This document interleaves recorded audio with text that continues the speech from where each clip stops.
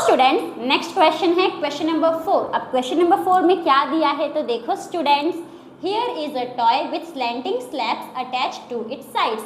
अब यहाँ पे एक टॉय है, एक खिलौना है ऐसा, और इस खिलौने के साइड्स में स्लैंटिंग स्लैब्स अटैच है। अब ये खिलौना कैसा है तो समझो एक लकड़े का पाटला है और ऐसा स्केल जैसा 4 लकड़े के स्लैब्स है। अब वो पाटले के साइड में जो स्लैब है वो ऐसे अटैच है, ओके, ऐसे क्या है तो अटैच है। अगर आप इस स्लैब को देखोगे तो स्लैब टेढ़े में है, स्लैंट में है, यानी कि ऐसे अटैच है, तो इसके लिए ये स्लैब्स क्या है तो स्लैंटिंग स्लैब्स है। अब आगे क्वेश्चन में क्या बोला है देखो, द ग्रेटर द एंगल्स और slopes of the slabs the faster the balls roll. अब यहाँ पे हमें क्वेश्चन में क्या बोला है कि स्लैब के स्लोप्स जितने ज़्यादा होंगे। अब इस स्लोप्स का मतलब क्या होता है, ढलान। आप पहाड़ है, पहाड़ से आप नीचे उतरोगे तो आप बहुत फास्ट उतर जाते हो, क्यों, क्योंकि वहाँ पे ढलान होता है, ओके। तो जो स्लैब है, स्लैब का जो स्लोप है जितना ज़्यादा होगा या फिर इस स्लैब का एंगल जितना बड़ा होगा उतनी ही फास्ट में जो बॉल है वो रोल हो जाएगा, उतनी ही तेज़ी से बॉल रोल होगा, ठीक है। अब आगे क्या बोला है, can angles be use to describe the slopes of the slab. क्या यहाँ पे जो स्लैब का जो स्लोप है यहाँ पे एंगल यूज हो रहा है क्या इनको डिस्क्राइब करने में। तो देखो अभी सिंपल हम समझते हैं, ये मेरे पास क्या है तो ये मेरे पास स्लैब है, ठीक है। इस स्केल को आप स्लैब समझ लो और इस मार्बल को आप बॉल समझ लो, मेरे पास बॉल नहीं था। तो अब देखो, अब यहाँ पे मैं ये स्लैब को रख रही हूँ, ठीक है, इस स्लैब को मैंने स्ट्रेट रखा है ऐसे, ओके। अब ये बॉल है,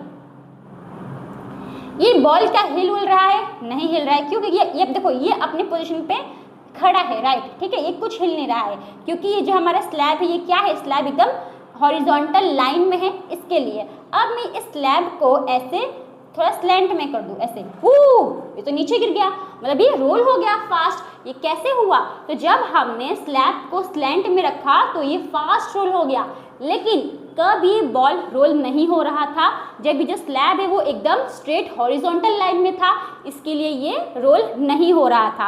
अब सिंपल समझो, यहाँ पे ये बॉल था, राइट, जब जो स्लैब है वो ऐसे स्ट्रेट था तो ऐसे बॉल था, राइट, एकदम स्ट्रेट था, ये एकदम स्ट्रेट है, हाँ, एकदम हॉरिजॉन्टल में है। अब जब स्लैब ऐसा स्लैंट हो गया तो बॉल ऐसे गिर गया, राइट, जब ये स्लैब स्लैंट हो गया तो बॉल गिर गया था नीचे। तो अब यहाँ पे आप क्या देख रहे हो, यहाँ पे आप एंगल देख रहे हो, तो यस यहाँ पे एंगल यूज हो रहा है।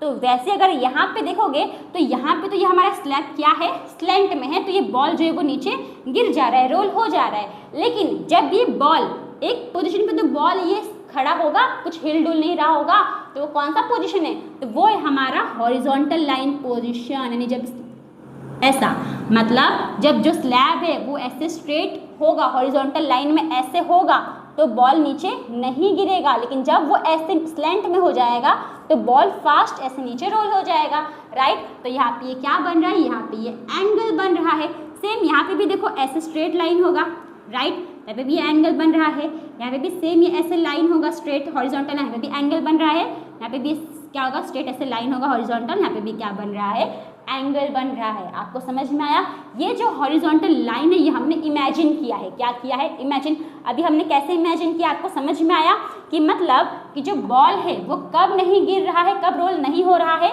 जब हमारा स्लैब ऐसे स्ट्रेट लाइन में है, राइट। अब देखो अभी मैंने बॉल रखा,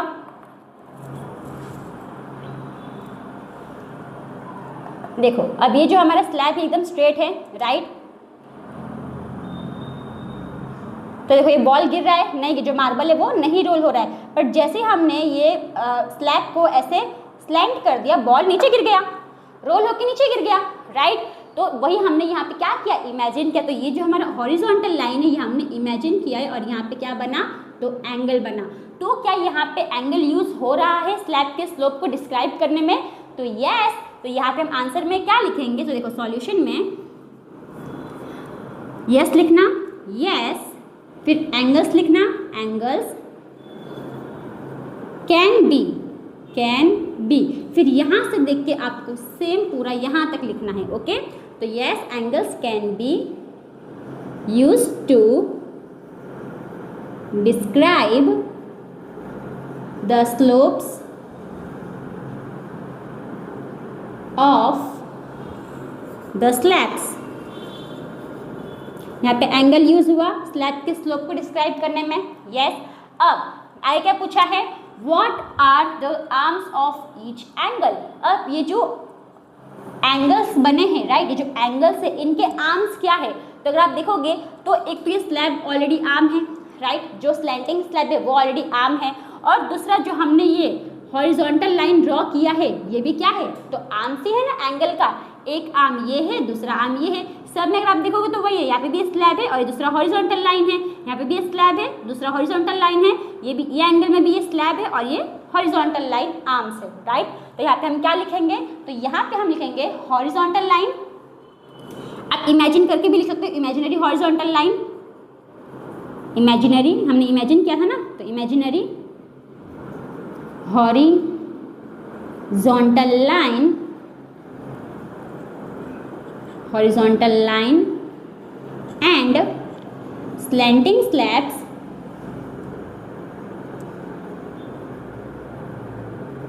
are the arms of the angle, arms of the angle। अब आगे और कुछ पूछा है, क्या पूछा है देखो, which arm is visible and which is not. अब इसमें से कौन सा आर्म विजिबल है, दिख रहा है, और कौन सा आर्म नहीं दिख रहा है। तो अगर आप देखोगे ये जो स्लैब है ये तो ऑलरेडी ड्रॉ था, राइट, तो ये हमको दिख रहा है, बट ये जो हॉरिजॉन्टल लाइन है ये तो हमने ड्रॉ किया, ये दिख रहा था क्या, तो ये नहीं दिख रहा था। तो ये जो स्लैंटिंग स्लैब है ये विजिबल है और ये जो हमारा हॉरिजॉन्टल लाइन है विजिबल नहीं है। तो यहाँ पे हम क्या लिखेंगे, यहाँ पे हम लिखेंगे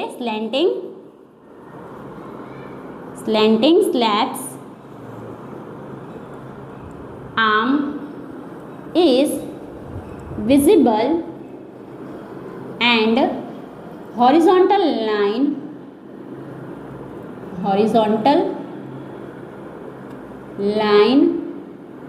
is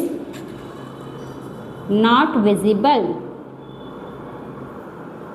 तो आ गया हमारा आंसर। तो होप स्टूडेंट आपको जो क्वेश्चन नंबर 4 है वो समझ में आया। तो अब हम करेंगे हमारा नेक्स्ट क्वेश्चन नंबर 5।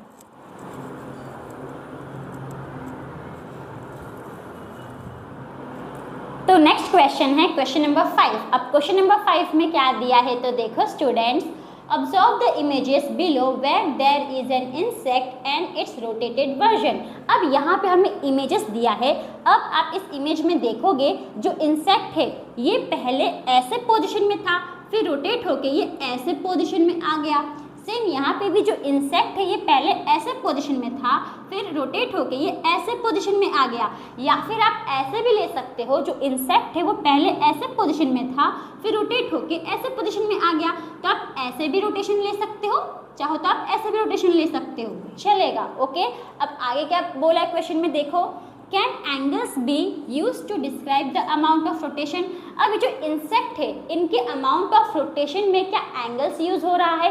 तो देखो सिंपल समझो, जो इंसेक्ट है वो पहले ऐसे पोजीशन में है, राइट, ये पहले ऐसे पोजीशन में है, अगर मैं लाइन ड्रॉ कर दे रही हूँ। फिर जो इंसेक्ट है ये ऐसे पोजीशन में आ गया, राइट, जो इंसेक्ट है ये ऐसे पोजीशन में आ गया। अब यहाँ पे ना हमको एक हिंट दिया है। क्या हिंट दिया है, देखो, observe the horizontal line touching the insect. अब यहाँ पे अगर आप देखोगे तो इंसेक्ट के पोजीशन के बीच में हॉरिजॉन्टल लाइन दिया है, तो ये हॉरिजॉन्टल लाइन को हमें ऑब्जर्व करना है। तो देखो अब सपोज यहाँ पे हॉरिजॉन्टल लाइन ऐसे अटैच है, तो इसका मतलब यहाँ पे क्या बन रहा है, एंगल बन रहा है, राइट। सेम यहाँ पे भी देखो, जो हमारा इंसेक्ट है ये पहले ऐसे पोजिशन में है, राइट, ये पहले ऐसे पोजिशन में है। अब ये रोटेट होके ऐसे पोजिशन में आ गया, राइट, अभी ऐसे पोजीशन में आ गया। तो यहाँ पे क्या बन रहा है, एंगल बन रहा है। तो यस, यहाँ पे एंगल क्या हो रहा है, यूज हो रहा है। मतलब सिंपल है, कुछ इसमें हार्ड नहीं है। मतलब जो इंसेक्ट है वो हमारा ऐसे पोजीशन में है, राइट, सिंपल। मैंने यहाँ पे से लाइन ड्रॉ किया, अभी इंसेक्ट जो है ऐसे रोटेट होके ऐसे आ गया, ऐसे पोजीशन में आ गया, राइट। तो यहाँ पे एंगल बन रहा है कि नहीं बन रहा है, तो यस, यहाँ पे एंगल यूज हो रहा है। तो यहाँ पे हम आंसर कैसे लिखेंगे, तो देखो,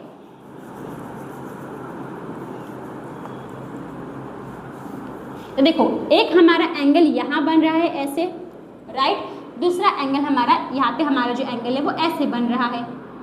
आप ऐसे अमाउंट ऑफ रोटेशन दे सकते हो, ओके। तो यहाँ पे हम आंसर में क्या लिखेंगे, सॉल्यूशन में पहले क्या पूछा है, पहले पूछा है can angles be use to describe the amount of rotation. तो जो इंसेक्ट है इनके अमाउंट ऑफ रोटेशन में क्या एंगल यूज हो रहा है? तो यस, अभी हमने देखा यूज हो रहा है, तो यहाँ पे हम क्या लिखेंगे? यस, यस एंगल्स कैन, फिर यहाँ से देख के आपको, बी से देख के आपको यहाँ तक सेम लिखना है, ओके, रोटेशन तक, can be used to describe the amount of rotation.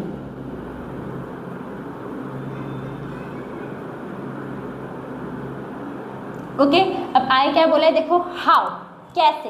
तो अगर आप देखोगे तो ये जो है हमारा इंसेक्ट ये वर्टिकल में है, राइट, ये वर्टिकल में इसका पोजीशन है, इसका जो पोजीशन है वो वर्टिकल में है। फिर जब ये रोटेट हुआ तो ये हॉरिजॉन्टल में आ गया ऐसे, राइट, तो यानी इसका जो रोटेशन है वो वर्टिकल से हॉरिजॉन्टल में आ गया। सेम यहाँ पे भी हम वर्टिकल वाला ही ले लेते हैं, तो ये जो इंसेक्ट है ये वर्टिकल में है, राइट, फिर ये रोटेट होके ऐसे हॉरिजॉन्टल पोजीशन में आ गया।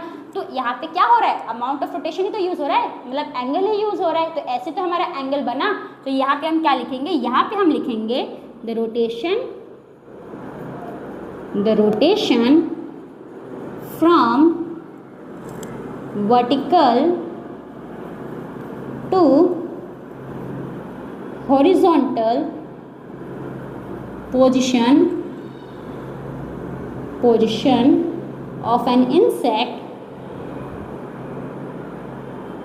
makes an angle of an insects makes an angle। अब यहाँ पे मैंने क्या लिखा था? मैंने सिंपल लिखा है कि जो इंसेक्ट का वर्टिकल पोजीशन है ये रोटेट होके हॉरिजॉन्टल पोजीशन में आ गया, तो यहाँ पे हमारा क्या बना? यहीं पे तो हमारा एंगल बना, तो वही हमने बस सेंटेंस में लिखा है, okay. The rotation from vertical to horizontal position of an insect, मतलब जो रोटेशन है वर्टिकल पोजीशन से हॉरिजॉन्टल पोजीशन तक इंसेक्ट का, वहाँ पे क्या बन रहा है? तो एंगल बन रहा है, राइट। यहाँ पे भी सेम, ये वर्टिकल पोजीशन में था, ये रोटेट होके हॉरिजॉन्टल में आ गया, तो यहाँ पे देखो हमारा एंगल बना, राइट। अब आगे क्या पूछा है देखो, What will be the arms of the angle and the vertex। अब यहाँ पे हमें एंगल्स का आर्म एंड वर्टेक्स पूछा है, तो सिंपल देखो, अब यहाँ पे हम इसका नाम देते हैं। सपोज यहाँ पे मैंने नाम दे दिया A, यहाँ पे नाम दे दिया B और यहाँ पे नाम दे दिया C। तो ये हमारा फर्स्ट फिगर है, तो यहाँ पे हम लिखते हैं in first figure.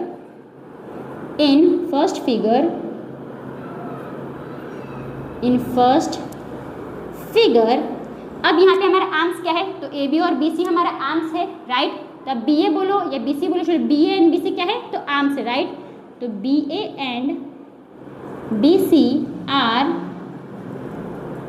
Arms of the angle and. अब यहाँ पे वर्टेक्स क्या है? तो वर्टेक्स हमारा ये दोनों आर्म कहाँ पे ज्वाइन हो रहा है? पॉइंट बी पे ज्वाइन हो रहा है, तो ये बी क्या है? हमारा वर्टेक्स है, and b is the vertex of the angle, okay. अभी सेकेंड फिगर में देखो, तो यहाँ पे हम क्या लिखेंगे? इन सेकेंड फिगर, अब यहाँ पे हम नाम दे देते हैं, चलो यहाँ पे मैंने नाम दिया x y z। तो यहाँ पे आर्म्स क्या है? तो y x and y z क्या है? तो आर्म्स ऑफ द एंगल। तो यहाँ पे हम क्या लिखेंगे? y x and y z are the arms of the angle are the लिखना, ओके। यहाँ पे मैंने दो नहीं लिखा, यहाँ पे आप दो लिखना, are the arms of the angle and। अब यहाँ पे वर्टेक्स क्या है? तो ये पॉइंट y क्या है? हमारा वर्टेक्स है, right, and y is the vertex of the angle. तो आ गया हमारा आंसर। तो होप स्टूडेंट आपको जो क्वेश्चन नंबर 5 है ये समझ में आया। इसी के साथ जो हमारा फिगर इट आउट है ये यहाँ पे ख़त्म होता है। तो थैंक यू फॉर वॉचिंग।